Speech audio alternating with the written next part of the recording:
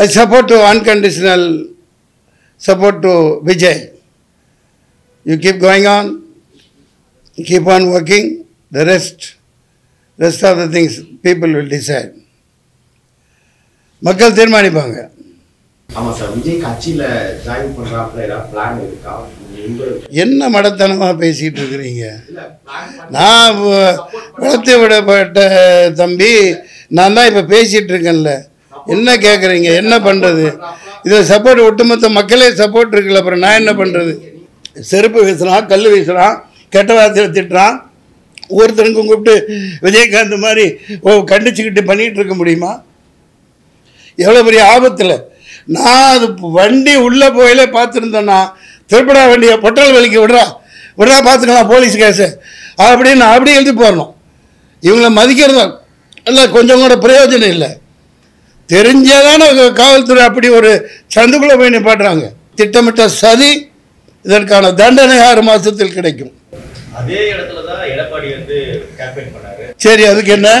இப்போ 40 பேர் சாவலையா? வருத்தப்படுறியா? இப்போ எதுக்கு சொல்கிறீங்க? தொண்டர் கண்ட்ரோல். அது எத்தனை கட்சி? யார் ஆரம்பித்த கட்சி? எத்தனை வருஷத்து கட்சி? அங்கே ஒவ்வொருத்தனும் எப்படி இருப்பான்? பருப்பு எடுத்துருவான்ல. அவர் யார்? சாதாரண ஆளா? தொலைச்சிடுவார்ல. எடப்பாடிக்கு அவ்வளோதான் கூட்டம் கூப்பிடும். இவருக்கு 4 லட்சம் பேர் வருவாங்கன்னு இந்த எருமைங்களுக்கு தெரியாதா? ரத்தம் கொதிக்குது, தூக்கம் இல்லையா? மூஞ்சி பாருங்களேன். நான் ஒரு நடிகன், சாதாரண கூலிக்கு மாரடிக்கிறவன்.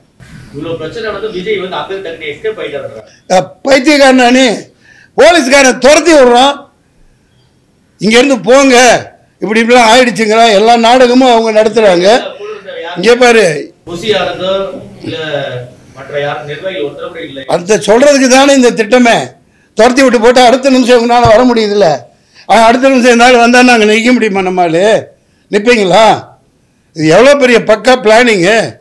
அடுத்த நோட்டி டக்கு டக்கு டக்கு டக்குன்னு வர்றாங்கல்ல. கேட்குறான்ல, 66 பேர் செத்தானே கள்ளச்சாராயம் கள்ளக்குறிச்சியில் செத்தாங்களே, அங்கே போய் நின்றீங்களா? விளக்கண்ண என்ன கேள்வி கேட்குற நீ? ஏன்னா இப்போ போய் அங்கே நின்று அவரை சேர்த்து சமாதி கட்டுறதுக்கா 1000 ரவுடிங்க வச்சுட்டு நிற்கிறாங்க. பதிகாரத்தனமாக கேள்வி கேட்குறீங்களா? யதார்த்தத்தை பேசுங்க, மக்களுக்கு உண்மையை சொல்லுங்க. ட்விஸ்ட் பண்ண கருவியா நீங்கள் இங்கே வராதிங்க. நான் எனக்கு என்ன, கூட நடித்தவன். மக்கள் பார்த்துக்குவாங்க, மக்கள் பார்த்துக்குவாங்க. நான் ஒரு நடி, அதே தான் சொல்கிறேன். இப்போ அவர் வராமல் இருந்திருந்தா என்ன சொன்னீங்க? வீட்டுக்குள்ளே இருந்து அரசியல் பண்ணுறார், வீட்டுக்குள்ளே இருந்து ட்விட்டரில் போடுறாருப்பீங்க. வெளியே வந்தால் இப்படி மக்களை வச்சு சாப்பிடுப்பீங்க. இப்போ எப்படி வெளியே வர்றது? யார் பாதுகாப்பில் வர்றது? சொல்லுங்கள்.